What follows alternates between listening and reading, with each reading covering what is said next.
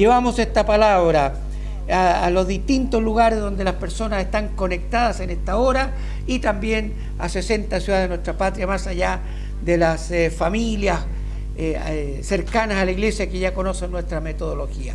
Un abrazo especial a Japón, los más lejanos. Les amamos en Cristo y les deseamos lo mejor para vuestras vidas. También a Guatemala, Argentina. Bueno, el tema de hoy día es la sociedad que vivimos hoy, una sociedad de contrastes. Progreso o retroceso. Progreso o retroceso. Hoy día está muy de moda el término de decir yo soy progresista. Y progresista implica que uno va con el tiempo, con los siglos, que va adelante, porque si, lo contrario, el antónimo de progreso sería quedarse estancado. Entonces la pregunta es, ¿estamos realmente progresando o bien estamos regresando o retrocediendo? Y para eso nada mejor que analizar desde la irrupción del cristianismo en medio de la sociedad greco-romana. Remontémonos a 2000 años atrás para entender el entorno en el cual se encontraron y tuvieron que enfrentar los cristianos de aquella época, todos los cristianos, y de partida el propio Jesús con sus apóstoles. Primero que nada, entender que la sociedad romana era una sociedad muy polarizada y muy discriminatoria. Fíjese que habían dos clases de seres humanos, los ciudadanos y los no ciudadanos. Eran ciudadanos del imperio. Roma hablaba de todo un imperio. O somos ciudadanos del imperio o no ciudadanos. Y eso lo vemos en el propio apóstol Pablo, cuando en una oportunidad lo quieren castigar y él apela a su ciudadanía romana. Entonces nos está indicando que tenía un trato distinto y por esa ciudadanía se libró él de tener un juicio injusto y apeló al César, a Roma, que eran las atribuciones. Ahora, ¿quiénes eran los ciudadanos? Se dividían prácticamente en tres grupos: los senadores y administradores del imperio, que por generaciones estaban en esa casta gobernante, que algunos de ellos llegaba a ser el emperador. Y después tendríamos a los nobles, a los patricios que se llama, y los plebeyos. Patricios y plebeyos. Patricios y plebeyos y los más senadores. Entonces, los plebeyos eran toda aquella gente que se dedicaba al comercio, con cierta tradición, y cuando un plebeyo podía progresar y pasar a ser un patricio, si subía su estatus económico. Mire usted, si tenía su estatus económico o por si alguna vez se entrelazaba familiarmente con alguien de la casta superior. Pero al fin de cuentas ellos tenían un trato relativamente similar. Pero hay de aquella gran mayoría que eran los no ciudadanos, que básicamente eran los esclavos y aquellos esclavos que por algún motivo conseguían ciertas licencias o libertades.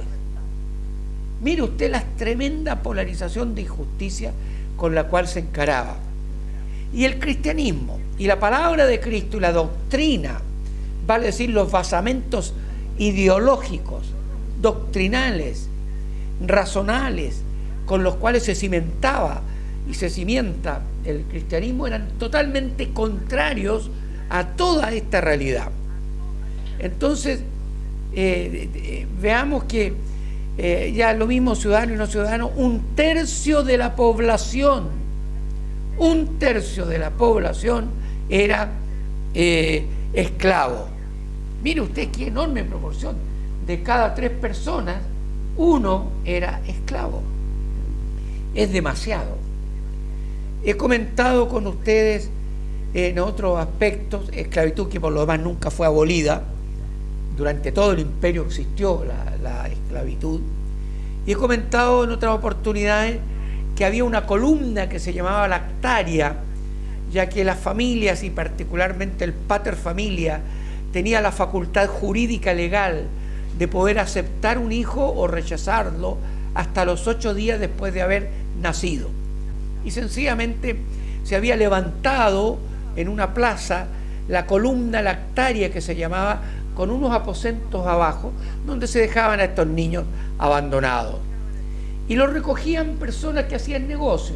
Decía, mire, yo alimento a este niño hasta los 12 años, o a esa niña, y una vez que ya tengan su desarrollo hormonal claro, entonces la usufructaban en prostitución y recuperaban la inversión que eso significaba. O los dejaban para ser esclavos de las mismas personas o para venderlos como esclavos.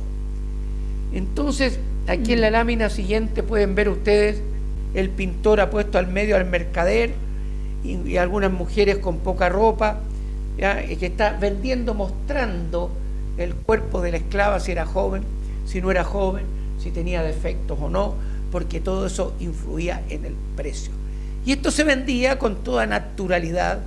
Sabemos que demoró muchos siglos en la abolición de la esclavitud. O bien, se utilizaba también para los gladiadores, que también eran esclavos. Los ejercitaban a los fornidos en estas luchas que era como el fútbol de la época. Estos grandes coliseos que atraían a las multitudes y entretenían a la gente para sacarla a veces de su miseria, de su rutina y de sus padecimientos, como la gente se distrae, y canalizaban esto y iban a estos coliseos con comida, con trago y en fin, a pasar, a distraerse de los dolores de la vida. Y estos hombres ahí en la arena luchaban hasta la muerte, y sabemos que cuando la multitud enardecía y antojadizamente le caía mal a alguno o lo otro bien, y ponía la autoridad que estaba ahí, hacía caso a la multitud, colocaba el dedo hacia abajo y moría, ¿no? Bueno, todo eso fue abolido por el cristianismo. Las grandes orgías, se habla de las bacanales, hasta el día de hoy existe este término, de la lujuria que había en la Roma de aquel entonces. Entonces, el Imperio Romano podríamos caracterizar 4 cosas que la singulares. Uno, era una sociedad globalizada, era un imperio que abarcaba hasta el Medio Oriente y que tenía entonces distintas razas, distintas cosmovisiones filosóficas, habían distintas religiones, distintas formas de cultura en todos aquellos lugares. Entonces era muy parecido a un comercio, a una sociedad globalizada que podríamos decir hoy en día. ¿Se acuerdan cuando el apóstol San Pablo llegó a Atenas? Debatía en la plaza pública. Es típico de las sociedades pluralistas el debate. Hoy día se habla el debate democrático. Todavía hay países en este globo que son autoritarios y no permiten el debate. Ahí en ese momento se permitía el debate con ciertas cosas. Por eso que cuando Pablo les empezó a hablar cosas que eran novedosas a su oído, que nunca habían escuchado, como los conceptos de resurrección y otros, lo decía, oye, tú hablas cosas tan, vamos, y lo invitaron a Areópago, que era como la Corte Suprema, y llevarlo al Parlamento de hoy día, al lugar donde estaban las grandes eminencias, y fue llevado justamente para que expresara esta diversidad de conceptos que traía este rabino que venía de allá, ¿no? Y era una sociedad, por ser muy pluralista y globalizada, también muy relativista en sus valores. Digamos que era muy permisiva. Estaba desatada toda la homosexualidad, la pedofilia, la lujuria en todos los aspectos, el asesinato. Había un desenfreno por todos lados. Basta ver el Olimpo grecorromano que había, especialmente en Corinto, que era la ciudad de Atenas, había en cada cuadra un templo a un diferente dios. El dios de la guerra, el dios de la paz, el dios de la naturaleza, el dios del fuego, el dios del aire, el dios de la tierra, y así una enorme cantidad que todo aquel que fue al colegio estudiamos aquellas cosas desde niño, donde nos hablaban de toda esa Olimpo de distintas expresiones de fe. Y finalmente era una sociedad hedonista, muy dada al placer. ¿Se acuerdan Pablo discutiendo con los epicúreos y los estoicos. Estos filósofos epicúreos eran precisamente los que establecían la existencia en esta tierra a base del placer humano.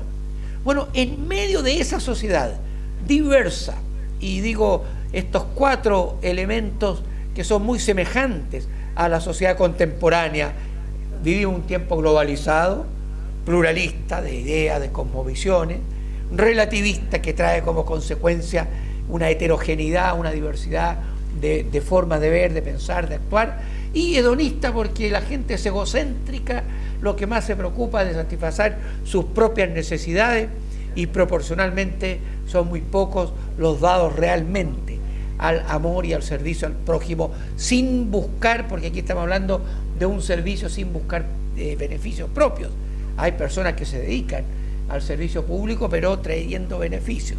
Aquí estamos hablando de una labor abnegada, completa, totalmente, ¿cierto?, ajeno hoy día en nuestra sociedad, salvo escasas personas como gente por la fe en el Señor, en fin, y otras también facetas de seres humanos que tienen un sentido de altruismo y de beneficio, ¿no? En esa circunstancia, y ya al final de sus días, el apóstol escribe, ya estando en la cárcel en Roma, por su apelación de ciudadanía, que la ciudadanía no era ciudadanía de la provincia de Palestina, ni de la provincia de Galacia, ni de la provincia macedónica, sino que era ciudadanía del imperio, a toda la región. Escribe esta carta que me parece que es muy pequeñita, pero me parece muy particular para alentarnos en el tiempo en el cual estamos viviendo hoy, que es la carta a Filemón. ¿Y por qué a Filemón? Que usted la encuentra ahí en su Biblia, y él diseminó la doctrina del apóstol Pablo en distintos lados. Cuando estuvo en Éfeso, ahí por 2 años, habló de todo lo que, del Evangelio, a todo el contorno, dice, hasta Ilírico lo he sembrado del Evangelio. Ahí está Pablo escribiendo a Filemón, y parte su carta de la siguiente manera: Pablo, prisionero de Jesucristo, honroso es aquellos que padecen sufrimientos y persecución por causa del Evangelio.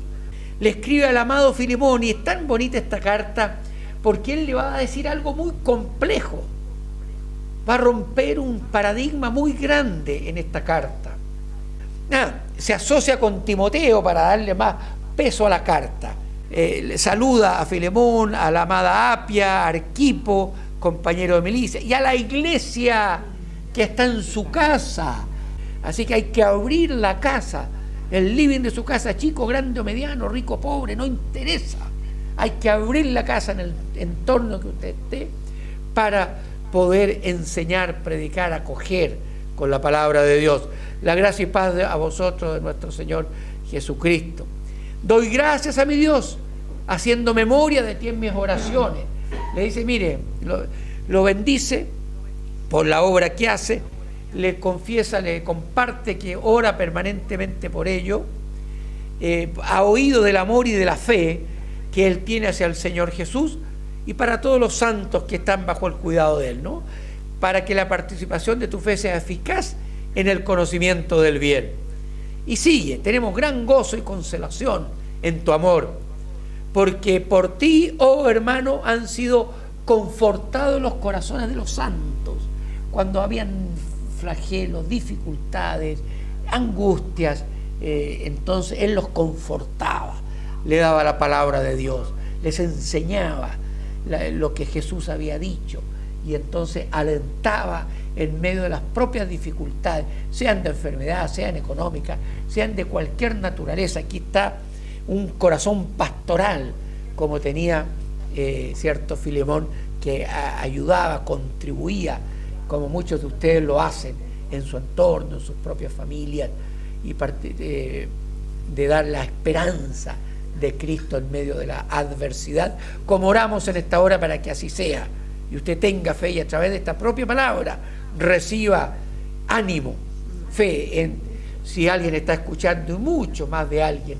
estará seguro pasando aprietos en su vida. La confortación de la palabra del Señor, sabiendo que Dios nunca nos dejará, ¿cierto?, caídos.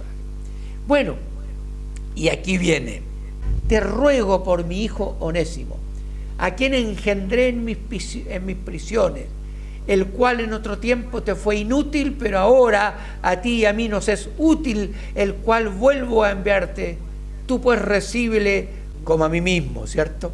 Oiga, ¿se da cuenta? Esta es la frase que yo me imagino a Filemón leyendo la cartita muy contento, le están aplaudiendo, lo están diciendo, mira qué bien lo hace, oro por ti, y lo bendice, muy bien. Pero ahora le viene, se encuentra con la lectura, porque iba leyendo lo antiguo, no, se iba palabra por palabra, y se encuentra: te ruego por mi hijo Onésimo.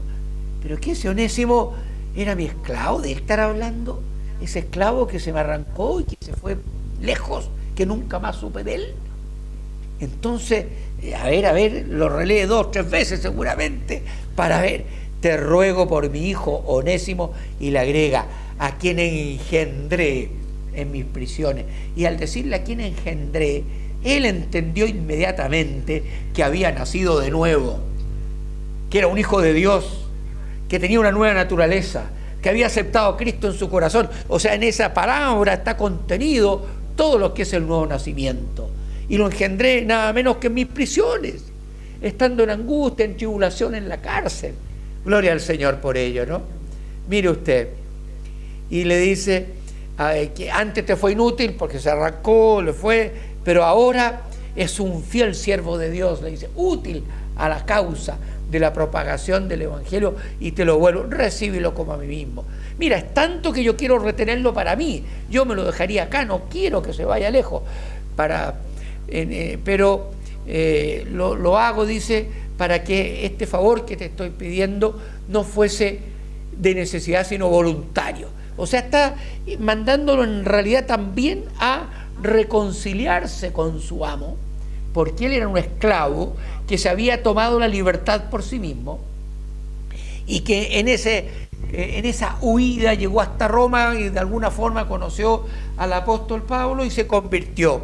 Ahora lo manda de regreso a restaurar, y para que ahora con autoridad él le dé permiso para probablemente regresar a Roma. Por eso le dice, para que esto no sea obligatorio, sino voluntario de tu parte, de dejarlo liberto, porque quizá para esto se apartó de ti por algún tiempo. Y esto también es extraordinario.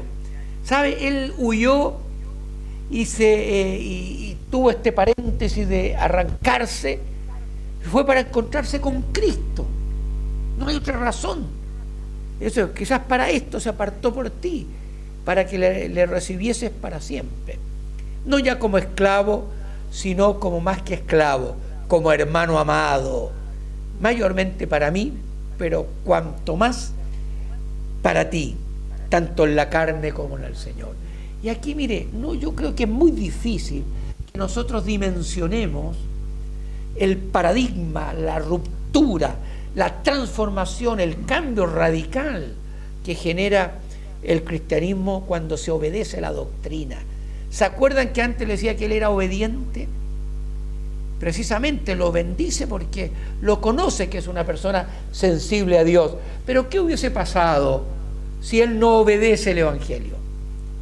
Y dice, no, hasta ahí no, porque ya me está pidiendo algo demasiado, de que deje liberto a este esclavo, que la ley lo permite. Es algo más que la ley, porque él estaba, en ese tiempo era legal tener esclavos, ¿no? Y yo le recuerdo lo que entonces le tiene que haber venido esta palabra que él mismo escribió después en Gálatas, o que ya había escrito en realidad, porque estas son las epístolas carcelarias, que son las últimas. Así que probablemente ya había escrito Gálatas, donde le dice, todos los que habéis sido bautizados en Cristo, y ahí está hablando del bautismo en el Espíritu, ¿cierto? De Cristo estáis revestidos, porque el Espíritu de agua no reviste, sino que es una señal de pacto. Los que habéis sido bautizados en el Espíritu de Cristo estáis revestidos. Ya no hay judío ni griego. Tremenda ruptura, tremendo cambio. todos los judíos que eran los portadores de la verdad por siglos, desde Abraham, hoy día cambia radicalmente todo el concepto religioso.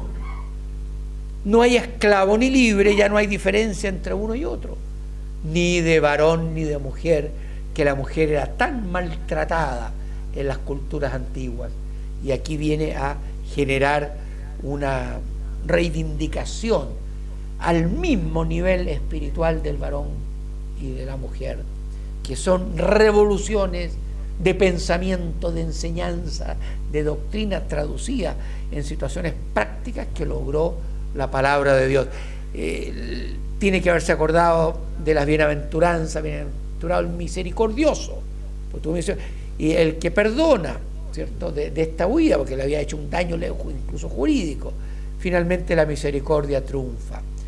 Mire, es lo mismo que ocurre con cómo el Señor da vuelta a veces las animadversidades o las situaciones injustas. Y piense bien esto por si está padeciendo esta situación. Cuando José fue vendido por sus hermanos a Egipto, y después de toda la historia que ustedes conocen, que él siguió íntegro al Señor, obediente a la palabra, con un corazón leal a Dios, no transó, ni aun en las peores circunstancias prefirió ir a la cárcel, se le calumnió, se le acusó de acoso sexual, todas mentiras, y finalmente Dios lo exalta por eso mismo, y al final sirve él de instrumento para traer a las 70 personas que componían la familia, los descendientes de Jacob que existían, y de ahí se forma el gran pueblo hasta que con Moisés salen de Egipto después de 4 siglos. Y José le dice a su hermano: ustedes pensaron mal contra mí, quisieron mi muerte, me vendieron finalmente por intervención de uno de ellos, pero Dios lo encaminó a bien. Y el caso de Onésimo era igual. Él huyó para traer libertad, sin embargo se encontró con Cristo, y él toda esa huida la transforma el Señor, por la obediencia también de ambos, en algo glorioso, que es un ejemplo para todos nosotros hoy en día, ¿no? Sabemos que los que aman a Dios, todas las cosas le ayudan a bien. Pero muy importante, amados, la conversión a Cristo requiere del perdón, pero también de la restauración y de la restitución. Aquí nos enseña el apóstol cómo su esclavo, a pesar de que le era útil, él dijo: no, anda y reconcíliate con tu amo, anda y tú mismo pídele perdón, anda y tú mismo dile: mira, si quieres me dejas libre, o si quieres esclavo, lo que le está diciendo. Así que, y termina la carta, ya va terminando: si me tienes por compañero, recíbele como a mí mismo, y si en algo te dañó o te debe, ponlo a mi cuenta, yo te lo pagaré, dice, y te doy firmado, yo lo escribo de mi mano, yo lo pagaré. Así que, por último, si tú tasas en tanto dinero, te lo pago, por no decirte que aún tú mismo te me debes también. ¿Ven? Aquí le dice qué cosa tan bonita, ya sabes, le saca en cuenta cuánto me debe, le dice, algo que no tiene precio. ¿Cuánto va a pagar usted por su salvación? Amado, a veces pasa en la iglesia que la gente se torna después ingrata con quienes le llevaron al Evangelio. Que esta epístola y esta palabra en esta hora le sea dadivoso de corazón, de entender dónde, cómo y cuándo usted se convirtió. La gente que está llevando adelante los ministerios, pastores, diáconos, diaconisas, la iglesia en su conjunto, esta misma situación que estamos martes tras martes, y toda una iglesia movilizada en dar a conocer la palabra, implica esfuerzo, sacrificio, amor al Señor, y entonces es legítimo retribuir con gratitud al menos al Señor por esas bendiciones que le trae la palabra, ¿no? Te he escrito confiando en tu obediencia, ¿ves? Ya conoce el corazón. Mira, me atrevo a decirte esto porque sé que tú eres un hombre obediente, no a mí, sino a la palabra de Dios. Porque lo que yo te estoy diciendo, solicitando, es que tú obedezcas la palabra de Dios. En Cristo no hay siervo ni libre, que lo dejes. sabiendo que harás aún más de lo que te digo. Mire, qué hermoso, ¿eh? Cómo logra algo bendiciendo. Por eso la Escritura dice, bendigáis y no maldigáis. Así que usted esfuércese en ver el vaso medio lleno de vale decir, las virtudes de las personas que tiene a su lado, y no andar permanentemente viendo los defectos, ¿ya? Porque eso es un error. La bendición trae aliento, trae esperanza, abre los corazones, ¿ya? Y aquí nos da el ejemplo. Sí, hermano, ¿tengo yo algún provecho de ti? Si tengo algún provecho en ti, el Señor conforta el corazón. Prepárame también alojamiento, porque espero que por vuestras oraciones os seré concedido. No tenemos conocimiento que el apóstol haya podido regresar después a donde estaba Onésimo. Te saluda Epafras, y ya termina su epístola. Te saluda Epafras, mi compañero de prisiones por Cristo Jesús, Marcos, Aristarco, Demas y Lucas, mis colaboradores. La gracia de nuestro Señor Jesucristo sea con vuestro espíritu. Amén.